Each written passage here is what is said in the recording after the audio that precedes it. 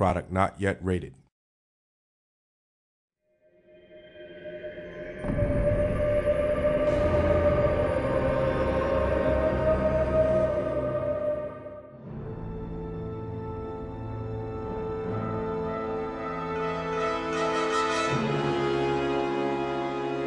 Welcome to the second episode of the Lionhead video diary. My name's Peter Molyneux.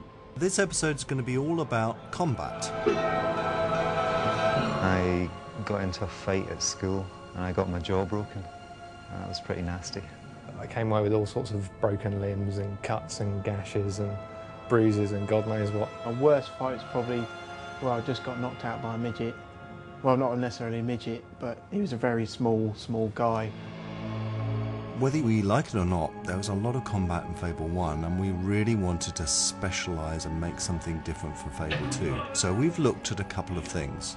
One is something that's called one-button combat. Now, a lot of people have said, you can't put combat on one button. What I hope this video diary says to you is that you can. On Fable 1, we had loads of different ideas about how we wanted to move forward with the combat. And we always would come up with a new thing, and there'd always be the standard problem of, well, how do we work this into the controls? And it was just so limiting, thinking, well, we've run out of buttons for that. How will the player actually make this happen? And by stripping back to just using one button, it's like, well, it seems the sky's the limit all of a sudden. Anything we can think of, based on the context that it's appropriate, we can do just with a single button press. The key thing that we've been dealing with one-button combat is ensuring that it is approachable for all gamers. It is approachable for people who haven't played games before, but it's also got the depth that seasoned gamers want. That was one of the key things that we felt we could have done a little better with in Fable 1. There are fewer things a player can do with his hands, so you have to make sure that of all the enormous varieties of actions that the character can do in the game, you always get the one that is most appropriate for where you want to be. So you almost want the game to read the player's mind and do exactly what he intends to do at that specific time, which, as you can imagine, mind reading is quite a difficult thing to program. Our goal is not to make combat look realistic, it's to make it believable. We want you to feel like you're in the game, hitting the enemies. I mean, it's not a realistic game. It's got creatures in it, it's got hobs, it's got gigantic trolls, you use magic. We want the combat to all fit together in this world, and we want the world to be believable. The character in the game, we like to think, is smarter than any character in any game before this, as far as combat's concerned. He always knows where he is, he always knows what's around him, and is going to use all items of the environment that he can to basically cause as much damage to his enemies as possible in the coolest way you can imagine. If you're close enough to the enemy and you press attack, you get to smack their head off a log, which is great. And then sets it up nicely for a finishing move. He's going to the loo. We did loads of research. We looked at videos, we looked at games, we just happened to find people around the studio that had life-sized weapons at home. A little bit disturbing.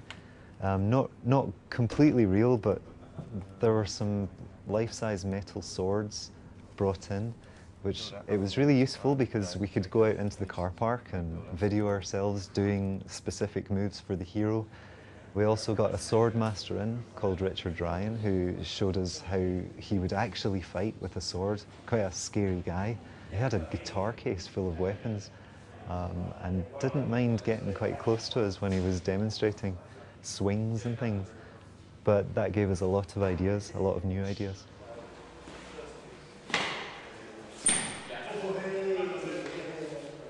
The most important factor in making combat believable is the reaction of the enemy. So when you hit the enemy, if they react in a way that's incredibly satisfying, it's just fantastic. We're looking at perhaps unlocking certain elements of the combat further along down the storyline, so that instead of having everything available from the start, your character becomes more skilled as the story progresses. The most exciting introduction to Fable is the flintlock pistol, which comes with a complete design and style of Fable 2, which is a highwayman. And you know, without Heimerman, you have to have guns. I'm very confident actually that we're going to cover everything that, well, I'll never say everything that a player will want to do because there's some pretty weird players out there from the mail we get.